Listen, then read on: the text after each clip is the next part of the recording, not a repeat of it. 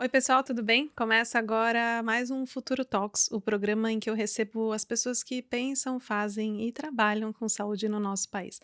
Eu sou Natália Cuminali, jornalista especializada em saúde e CEO do Futuro da Saúde. E antes de eu apresentar a minha convidada de hoje, eu não posso esquecer de falar para vocês assinarem o canal e ativarem as notificações.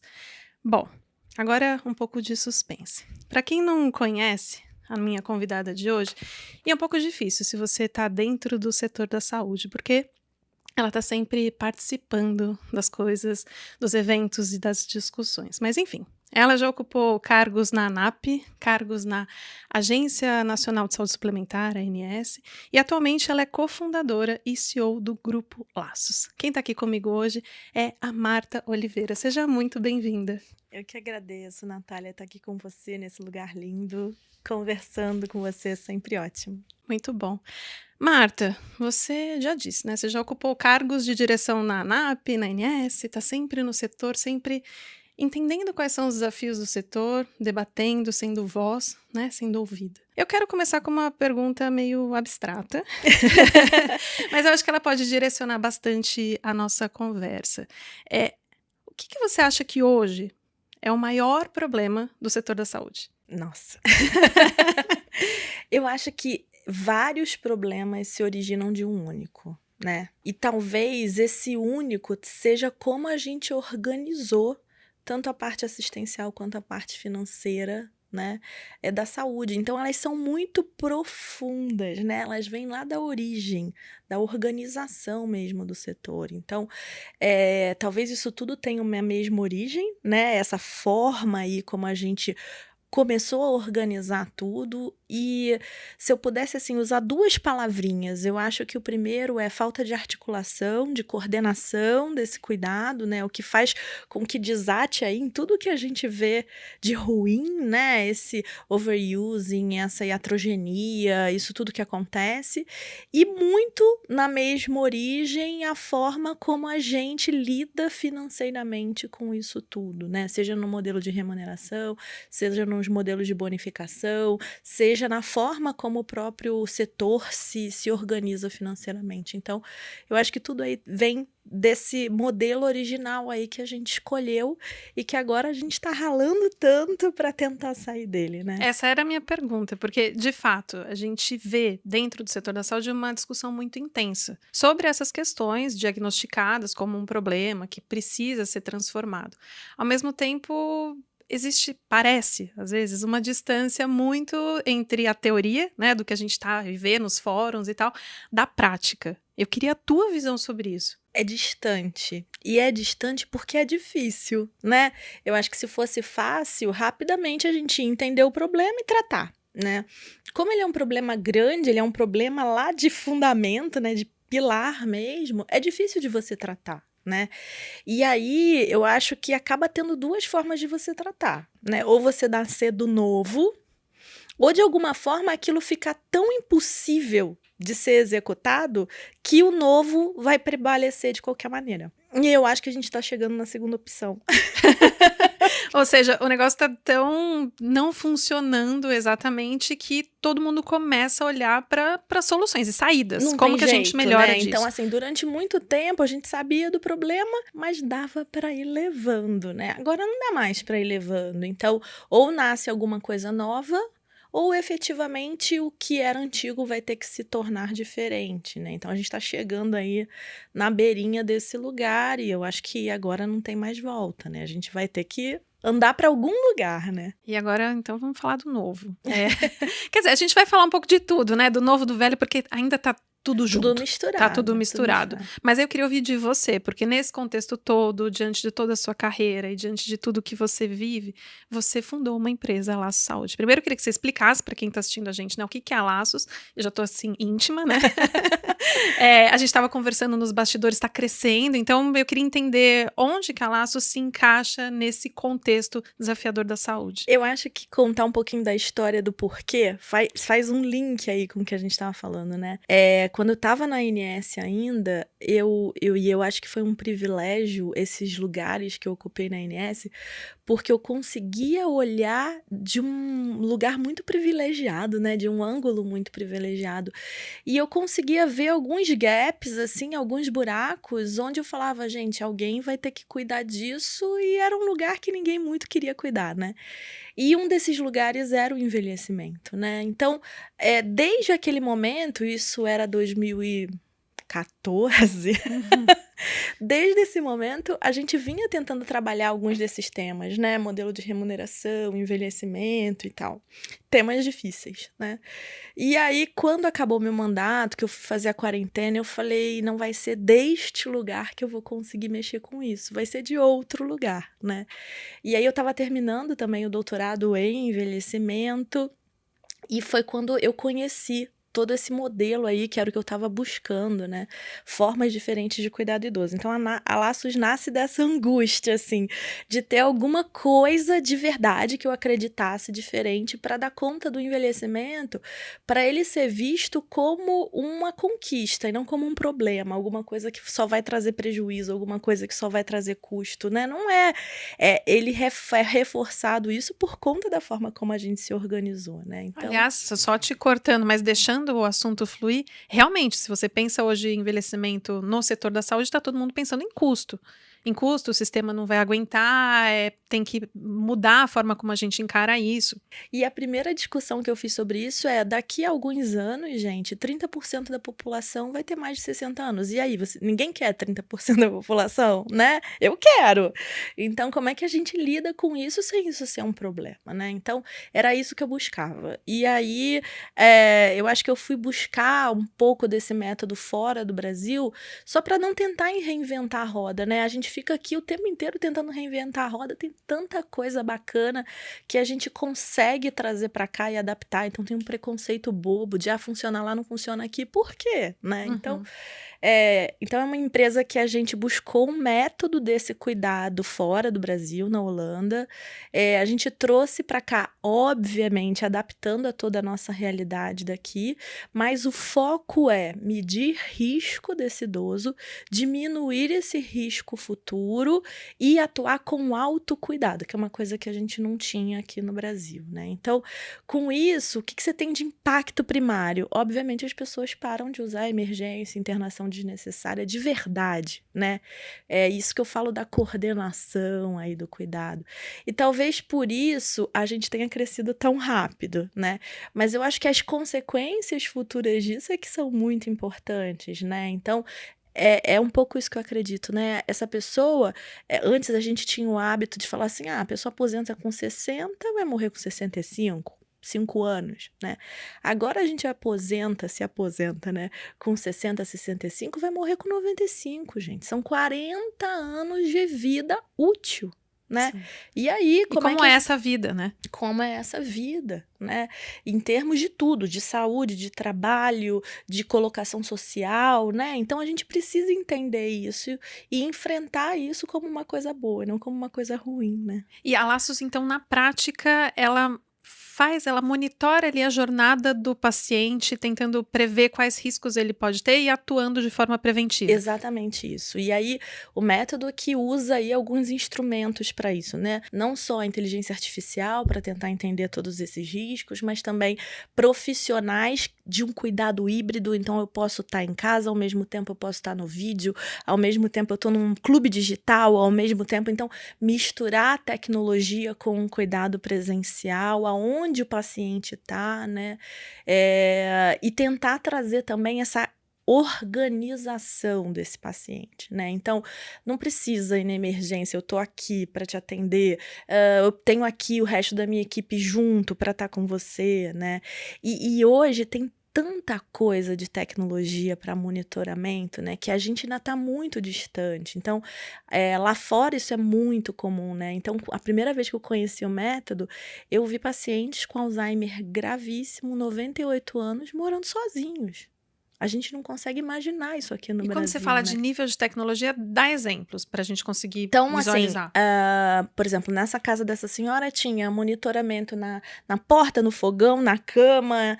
Aqui no Brasil, o que a gente já conseguiu trazer, né? Desde monitoramento de ajuda, né? Via, por exemplo, Alexa, a gente conseguiu juntar com o nosso prontuário, então ela lembra da hora do remédio, ela avisa que tem a consulta. Então, a gente tem aí uma tecnologia que ele pode acessar em qualquer lugar que ajuda ele a rememorar as prescrições e tudo que foi orientado para ele. A gente trouxe algumas coisas que são muito relevantes, assim, Natália. A gente viu que na nossa população a gente tinha uma prevalência de depressão moderada grave de 20%. A OMS diz que isso gira em torno de 6%. Nossa, nessa população idosa, isso.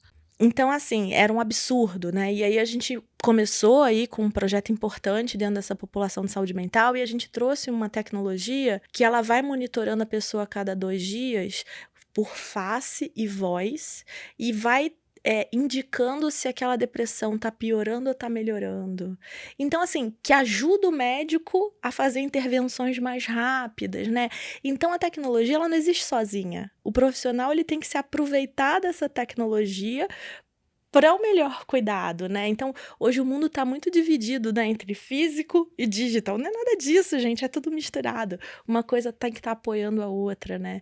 E tinha o preconceito também. Idoso vai usar tecnologia? Então, eu ia te perguntar sobre isso, porque assim, ainda tem um pouco do preconceito, não do idoso vai usar tecnologia, mas talvez como ele está usando essa tecnologia, porque imagino que não deve ser fácil, de repente, para programar uma Alexa, que muitas vezes nós, nativos digitais, sei lá, Não não conseguimos. consegue. Exato. Então, essa é a questão, assim, né? Como que é essa introdução do idoso à Eu acho tecnologia? que essa foi a grande pegada, assim, né? Como a gente tem as enfermeiras visitadoras, elas são as introdutoras digitais. Então, lá no início, a gente perguntava: o que você acha de usar tecnologia? O que é o limitador? Aí a resposta era sempre a mesma, assim: eu gosto, eu queria, mas eu não quero que o meu filho me ensine. Que coisa! Então tem uma coisa de vergonha, ou de não tem paciência, ou não quero que seja ele. Então a gente foi formando essa equipe de saúde também para ser introdutor digital. Então, ela programa a Alexia, ela faz a primeira videochamada com ele, ela instala o aplicativo e depois disso ele vira um addicted.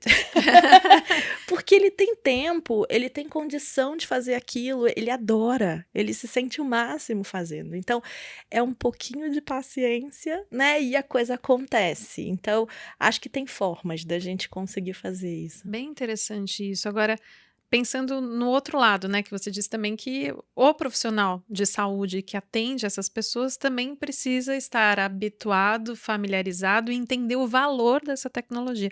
Esse também é um desafio, pensando. Super. É? Super. E não é só com a tecnologia, não. Assim, hoje a gente não tem, por exemplo, profissionais no Brasil formados em geriatria, gerontologia, né? Tem Enfermeiros, pouquíssimos, é isso. pouquíssimos. Médicos tem 2.000.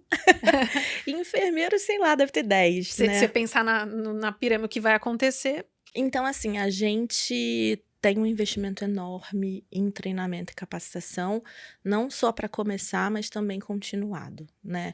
E isso é um investimento que a gente não abre mão, porque faz toda a diferença. Então, treinamento em autocuidado, treinamento em gerontologia, treinamento em coordenação do cuidado. A gente fala muito, mas ninguém foi capacitado para isso, né? Então, é um investimento importante e em todos os profissionais, enfermeiro, médico, nutricionista, psicólogo, enfim. Capacitação hoje eu acho que é meu item número 1, assim, De sabe? desafio e de E prioridade. de prioridade, não tenho a menor dúvida. Você tem que colar, né? Não adianta você pegar uma tecnologia, então, por exemplo, essa, né, do acompanhamento aí da depressão. Na hora que a gente mostrou para os profissionais, eles arregalaram o olho. A gente, opa, o piloto é com eles, né? Então, o piloto é com os profissionais, eles usam, criticam, depois a gente passa para os pacientes. Então, tem esse passo, né? De a tecnologia não pode assustar o profissional. Se assustar o profissional, nunca vai chegar no paciente, né? Então, é um passinho atrás do outro. E a capacitação, você disse que está ali no seu top 1, né, de prioridade e desafio ali de preocupação. O que mais está dentro do seu radar nesse contexto de fato navegar numa área que, né, você está desbravando em tese aqui uma área que precisa desse olhar mais específico e mais apurado? Eu acho que tem uma coisa que é entendimento do que é cuidado, né?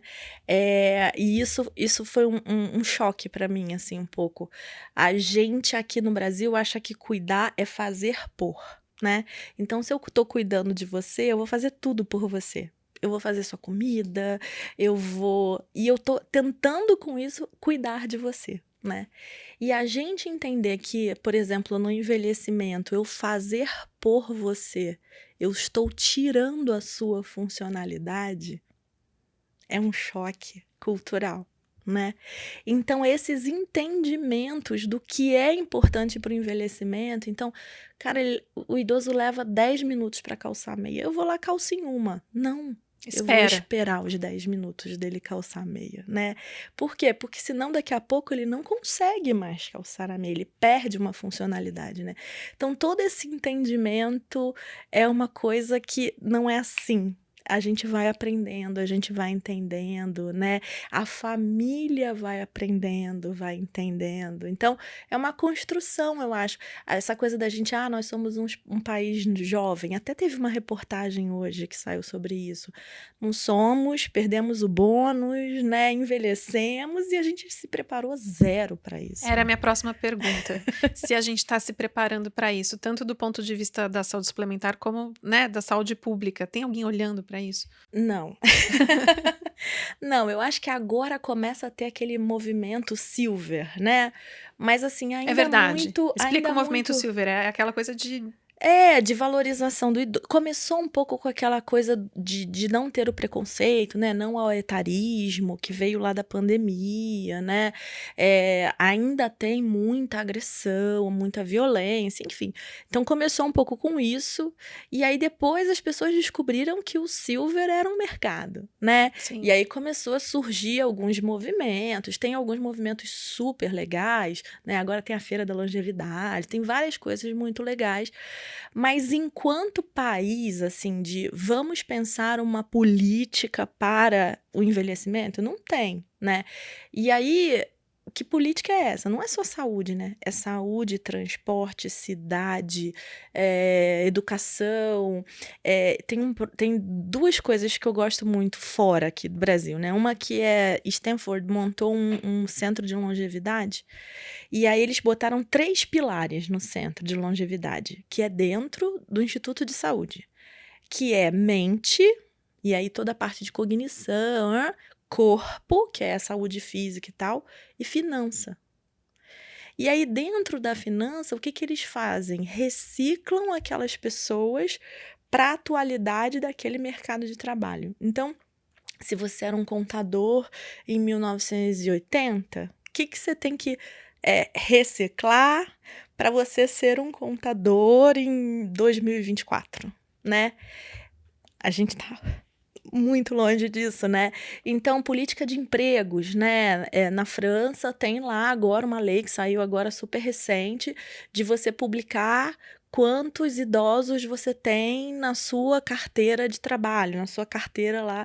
Então, a gente não começou nem a discutir isso ainda, né? Então, o que a gente vai fazer com 30% da nossa população daqui a pouquinho, né? Daqui a 15 anos? É onde eu vou inserir mercado de trabalho, onde ela vai se divertir, como é que vai ser a calçada para ela não cair, como é que vai ser o transporte. Nada, zero. Não tô nem falando de saúde ainda, né? Ainda tô antes, né?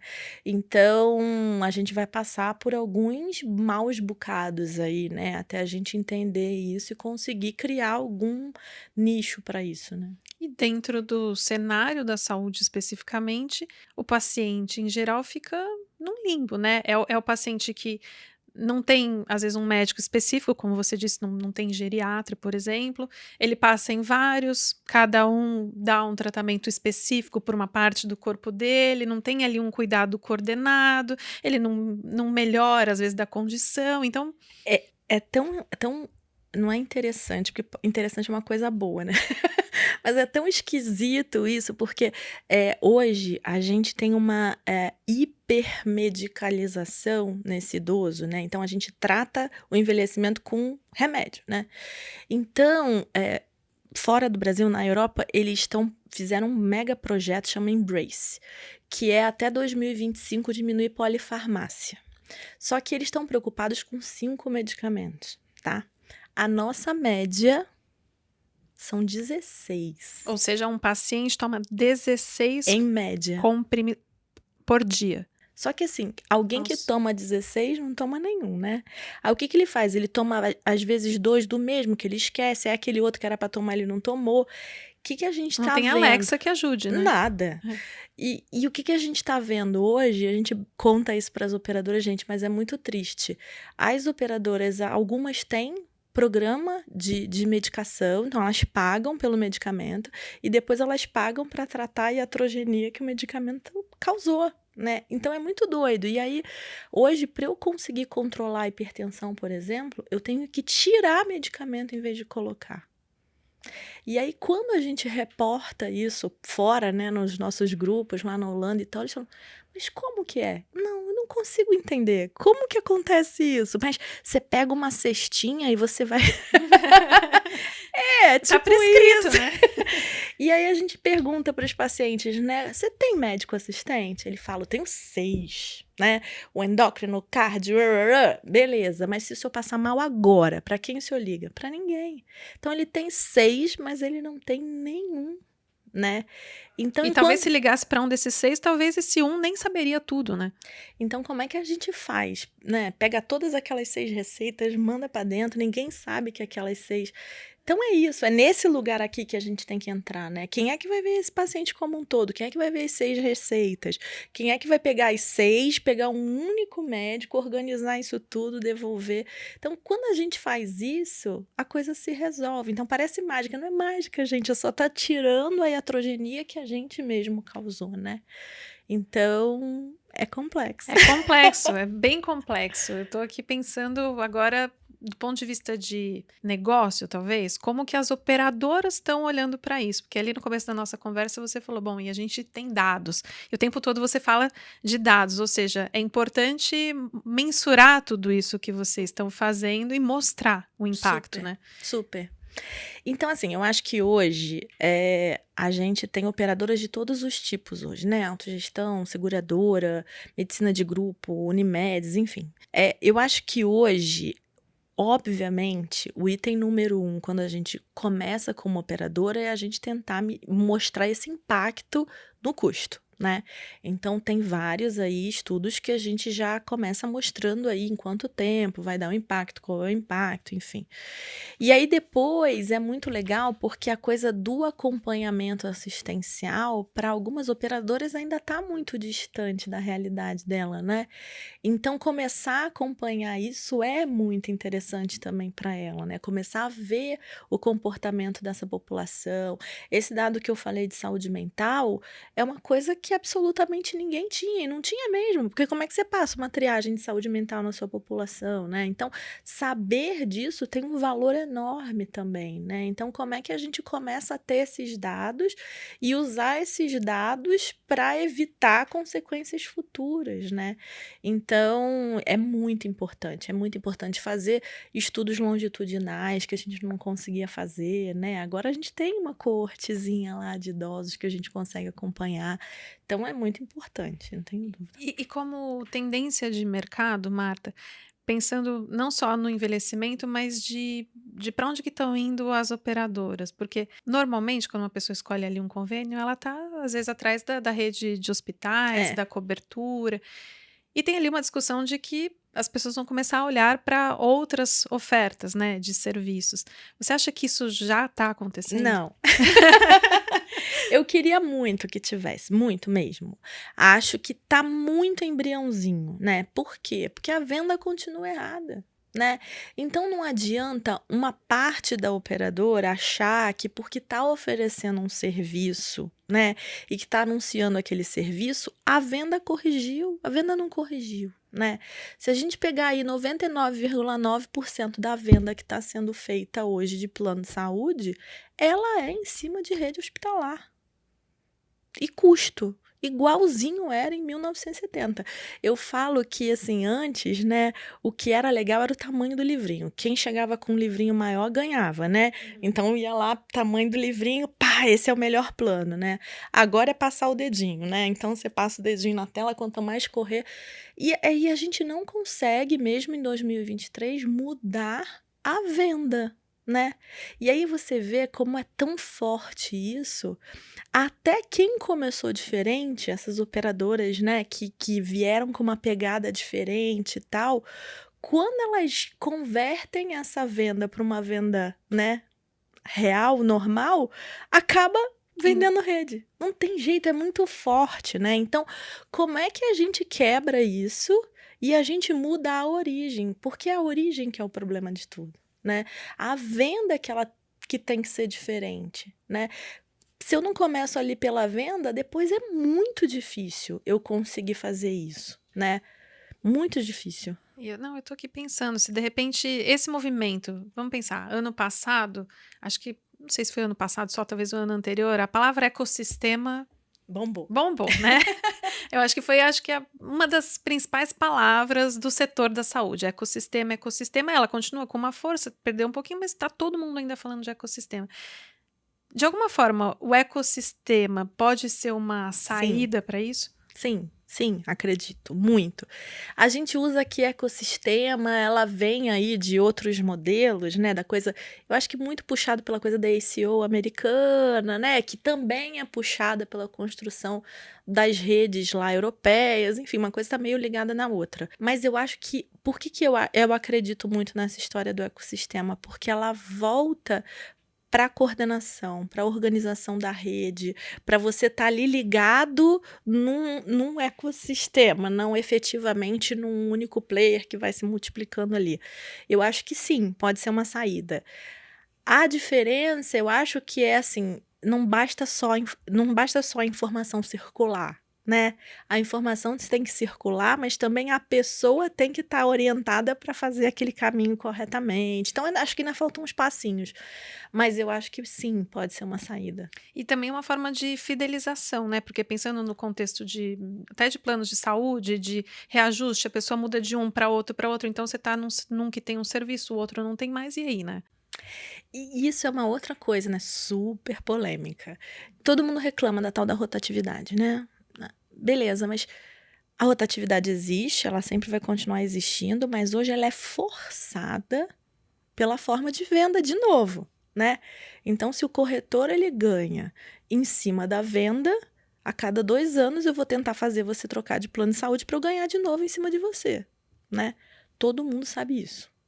Desde o bebê que saiu da maternidade até a gente.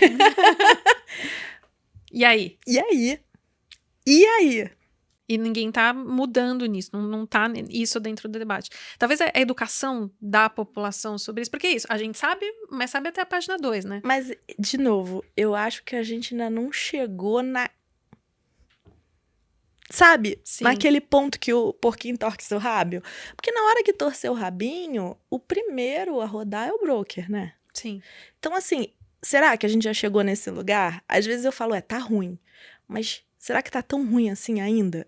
Tem espaço para piorar, né? Porque não é possível, entendeu? Então, acho que ainda tem coisas dentro do setor que ainda estão fora da discussão como se elas ainda não existissem, né? Então, assim, essa coisa do corretor, ela vem, aí volta, aí vem e volta, né? Ah, tem a regulação? Tem. A regulação, ela fala da administradora de benefícios para planos coletivos por adesão, né? O corretor, ele tá lá na regulação da SUSEME para seguradoras. né? Então, e aí, né? Dá para fazer uma discussão mais ampliada sobre isso. Enfim, eu acho que tem outros pontos aí dentro dessa discussão que precisam ser levantados de alguma forma, né? Não, é muito bom você trazer isso. Agora, do ponto de vista, talvez, do usuário, que você trouxe ali, né? O usuário tem que ser orientado a navegar dentro desse sistema. Na prática, ele quer navegar? Ou ele vai ser Quer, forçado a? quer. Assim, quando ele percebe isso como um benefício para ele, que isso está sendo bom para ele, ele quer. Então, assim, hoje, de todos os pacientes que a gente atende, eles veem isso como um benefício. Eles não veem isso como uma restrição, porque realmente não é, né? Então, acho que teve durante muito tempo aí esse conflito entre o que a pessoa falava que era navegação e, na verdade, era direcionamento, restrição de acesso e tal.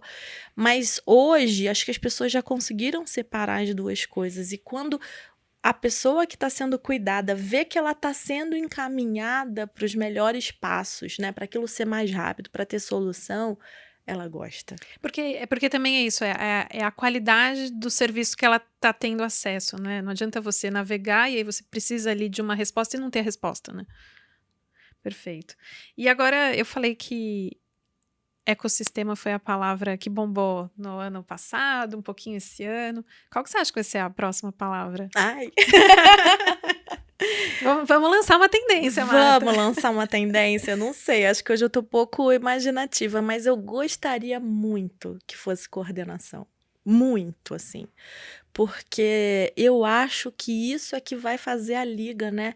Na hora que eu coordeno, a primeira quebra que eu faço é como que paga a coordenação? Já faz a quebra ali na hora, né? E aí a coordenação não é algo que eu tô ali fazendo volume, que eu pago por procedimento. Então, eu já começo a pensar diferente, né? Eu já começo a criar uma lógica diferente. Quando eu coordeno, eu começo a enxergar isso tudo. Eu começo a enxergar que ele tá indo em 6, mas não tá indo em nenhum.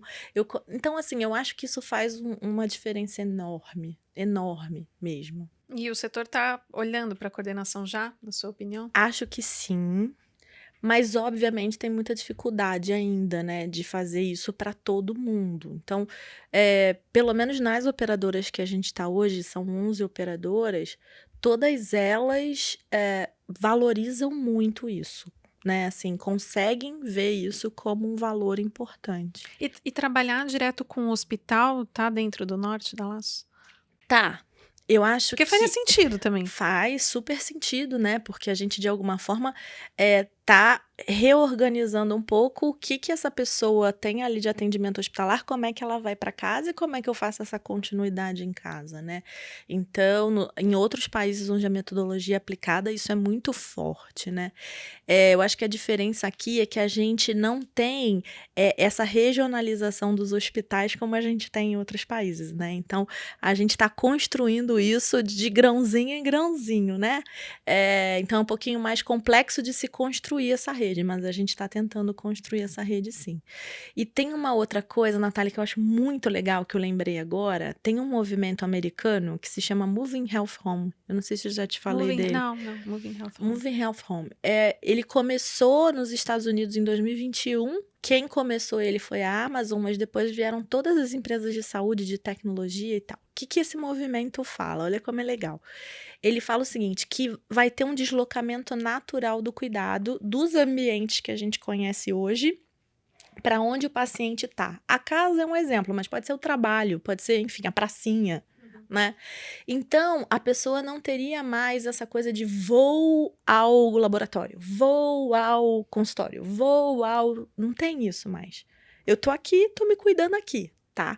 E aí, por que são empresas de tecnologia e de saúde? Porque eles falam que vai vir tanta tecnologia para isso nos próximos anos, que o que a gente tem de leis não daria conta de suportar isso.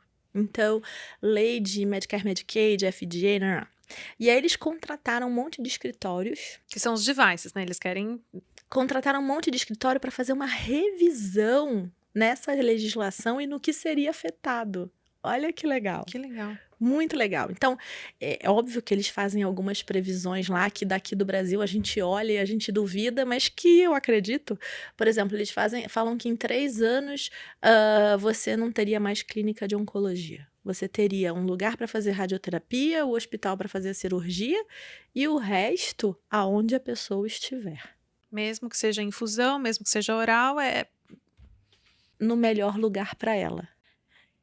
interessante isso. É muito legal você pensar E isso, é né? plausível, porque se você pensar Super. na pandemia, né, Super. a gente começou a tomar vacina em casa, fazer exame de sangue em Bombou a casa, telemedicina. telemedicina.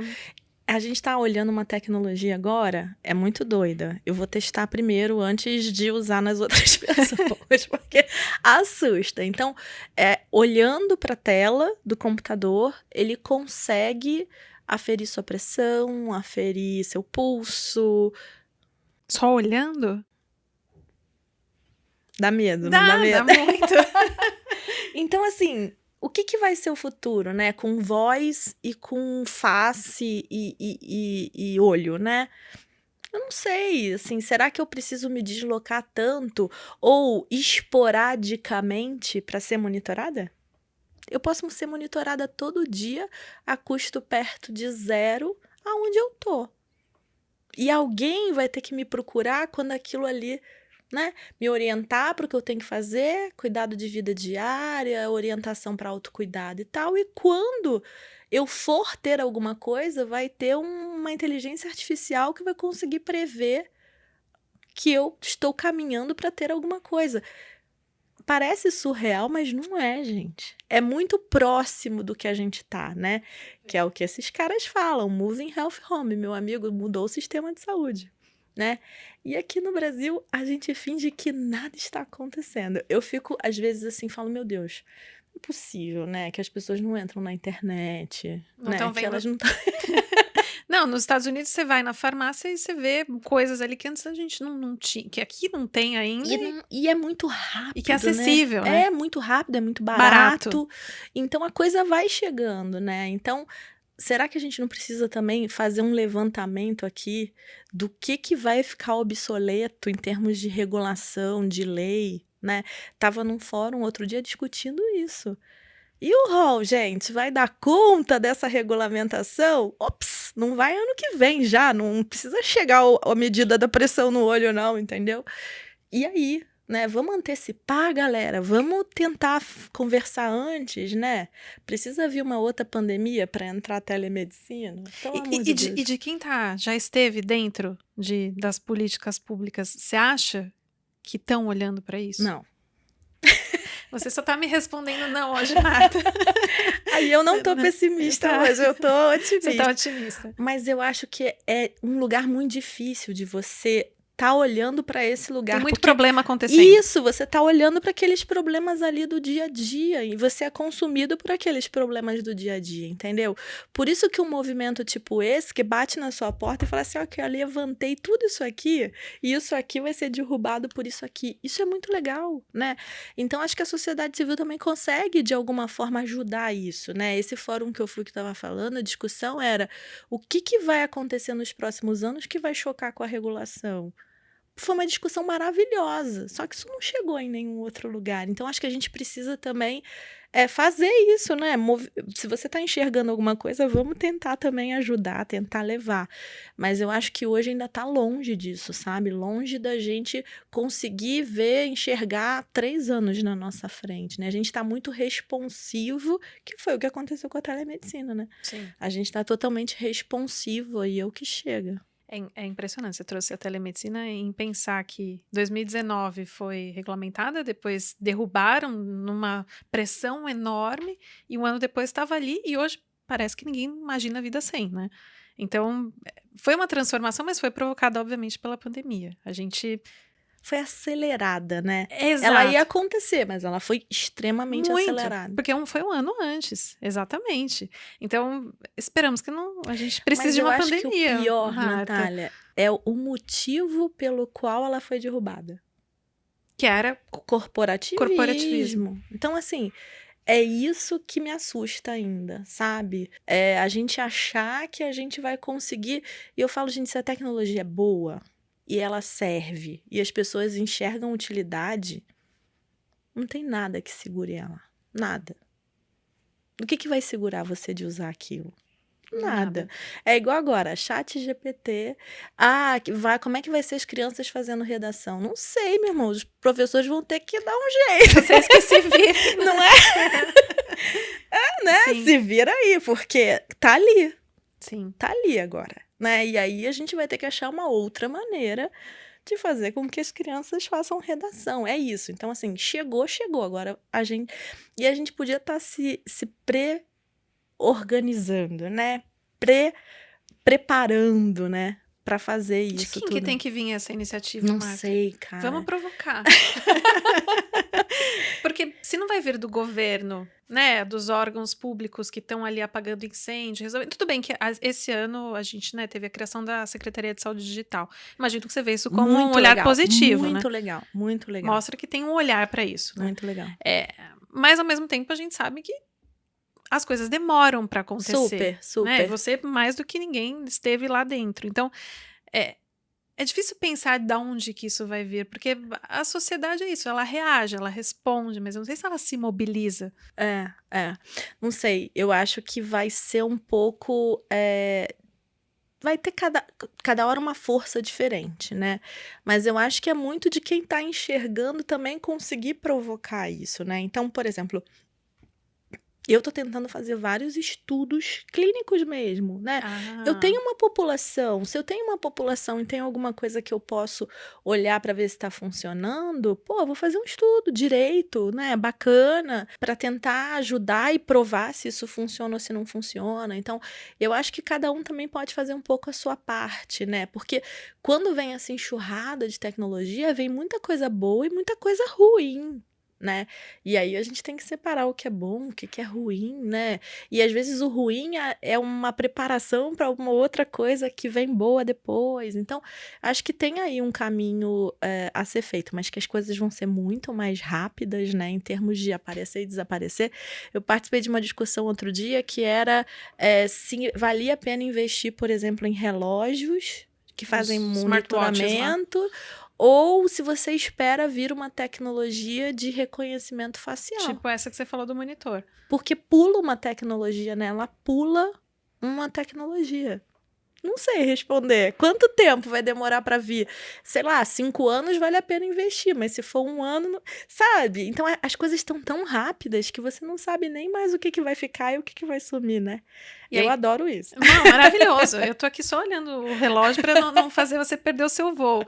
Agora, aí só pegando esse seu gancho, né, da escolha, inclusive da tecnologia, de ter tecnologias que são boas, tecnologias que não, e fazer essa triagem, aí entra um pouco na questão ali até do desperdício, né, desse consumo consciente dentro da saúde, né? Deve ser difícil fazer essa escolha. Então, eu acho que se você coloca, por isso que eu tô tão preocupada em colocar a tecnologia dentro da rotina do cuidado. Primeiro, porque eu seleciono o que é bom e o que é ruim, e segundo, que isso faz sentido para o seu cuidado.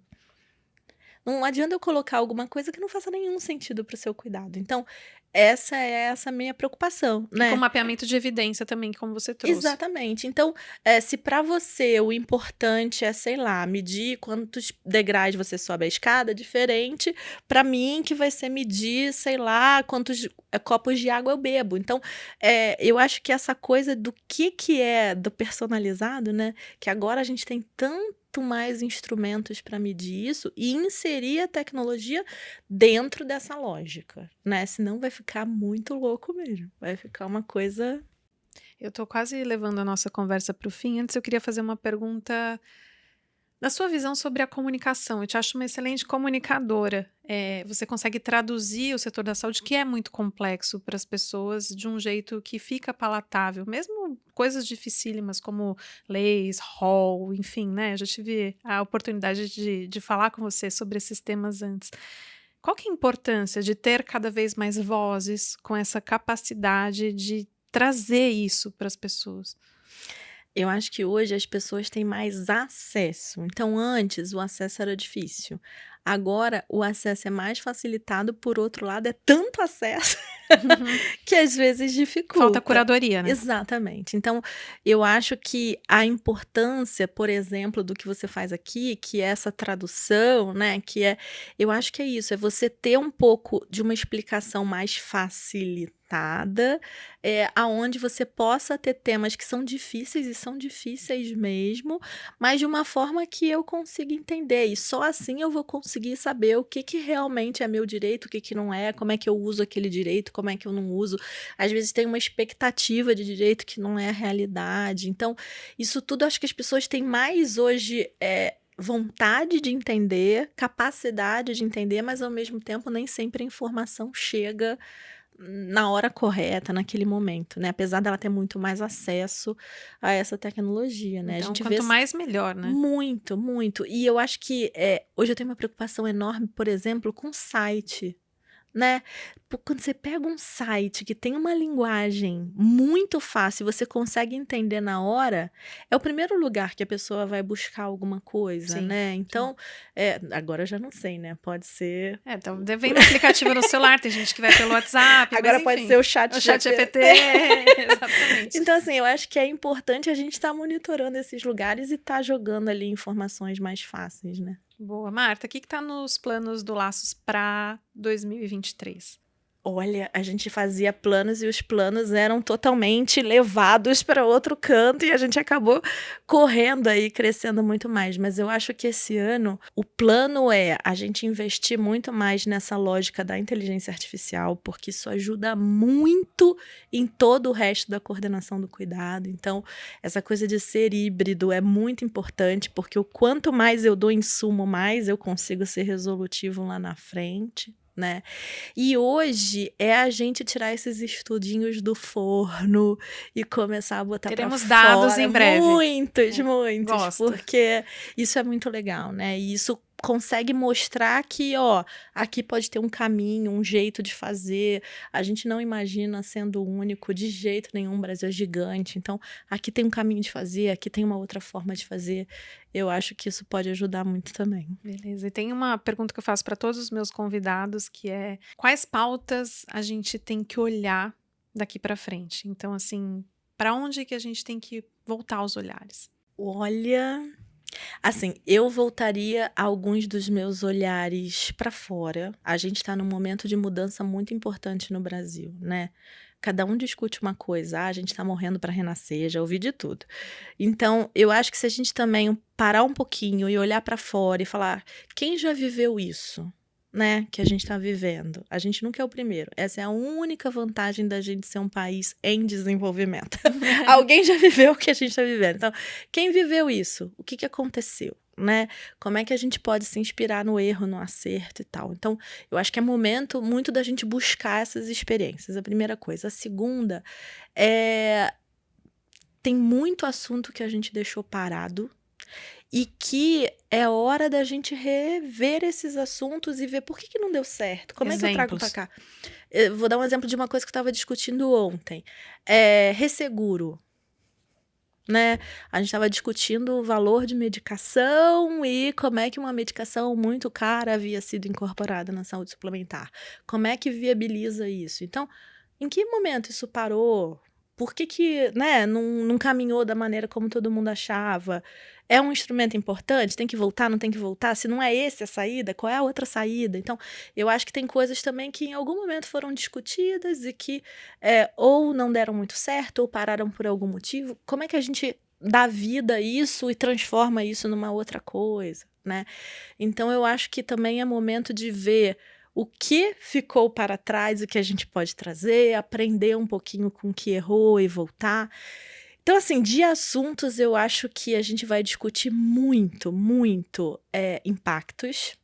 Esse vai ser um ano dos impactos, eu acho. Impactos no orçamento, impactos... De tudo, né? orçamento, reajuste, impactos de procedimentos, a gente vai discutir muito isso, e talvez isso traga para a gente alguns outros olhares aí de futuro mesmo, né? Então, se é isso, como é que eu reconstruo? Como é que eu saio lá na frente? Então, eu não tô vendo, tá todo mundo vendo um ano muito pessimista, eu não acho, eu acho que é um ano que vai ter que abrir coisas para a gente sair lá na frente. E aí, mudar traz dor, né? Mas, gente, vai ter que viver essa dor. Não tem como passar por isso, né? Não tem jeito, vamos viver essa dor pra gente poder sair lá na frente, né? Muito bom, Marta. Eu queria agradecer demais. Foi um mega prazer conversar com Eu que você. queria agradecer, adoro estar aqui com você. Obrigada mesmo. Pessoal, muito obrigada a todo mundo que acompanhou esse bate-papo incrível aqui com a Marta. Se vocês ainda não assinam o canal, não se esqueçam de assinar e a gente se vê no próximo programa. Até mais.